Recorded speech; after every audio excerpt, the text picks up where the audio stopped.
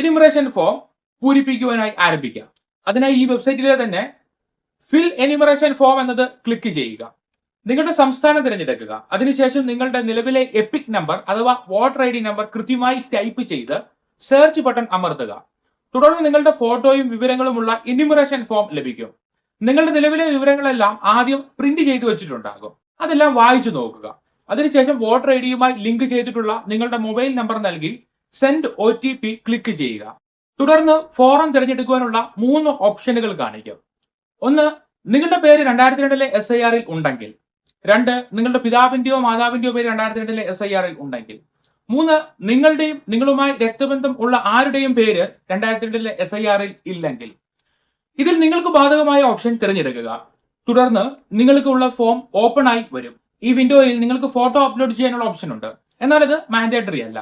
ഫോറത്തിലെ ഓരോ വിവരങ്ങളും എന്തൊക്കെയെന്ന് വിശദീകരിക്കുന്ന വീഡിയോ ഇതിനു മുൻപ് ഞാൻ ചെയ്തിരുന്നു. അത് പരിശോധിച്ച് ഫോറം ഫിൽ ചെയ്യുന്നത് നന്നായിരിക്കും. ഫോറം പൂരിപ്പിച്ചു കഴിഞ്ഞാൽ പ്രിവ്യൂ ചെയ്തിട്ട് സബ്മിറ്റ് ബട്ടൺ ക്ലിക്ക് ചെയ്യുക. അപ്പോൾ ആധാർ സൈൻ പേജിലേക്ക് നിങ്ങൾ റീഡയറക്ട് ചെയ്യപ്പെടും. അവിടെ നിങ്ങളുടെ ആധാർ നമ്പർ നൽകി OTP വെരിഫിക്കേഷൻ ചെയ്യുക. അതോടെ എനിമറേഷൻ ഫോം സക്സസ്ഫുള്ളി സബ്മിറ്റഡ് എന്ന് എഴുതി കാണിക്കും. ഇതിനിടയിൽ ഒരു റെഫറൻസ് നമ്പർ അല്ലെങ്കിൽ അക്നോളജ്മെന്റ് എഴുതി കാണിക്കും.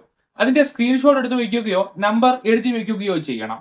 നിങ്ങൾ ഓൺലൈനിൽ എനിമറേഷൻ ഫോം നൽകുന്നത് കൊണ്ട് തന്നെ ഡിസംബർ 9 ഇലക്ഷൻ കമ്മീഷൻ പബ്ലിഷ് ചെയ്യുന്ന ഡ്രാഫ്റ്റ് ലിസ്റ്റിൽ നിങ്ങളുടെ പേര് വരുന്നുണ്ടെന്ന് നിങ്ങൾ തന്നെ ഉറപ്പാക്കണം. അത് നോക്കേണ്ടത് എങ്ങനെയെന്നുള്ള വീഡിയോ ഞാൻ ചെയ്യുന്നതായിരിക്കും. അതിനായി ചാനൽ സബ്സ്ക്രൈബ് ചെയ്ത് വെക്കുക. ഓൺലൈനായി 2026 SIR എനിമറേഷനിൽ പ്രവേശിക്കേണ്ടത് എങ്ങനെയെന്ന് പറഞ്ഞു കഴിഞ്ഞു.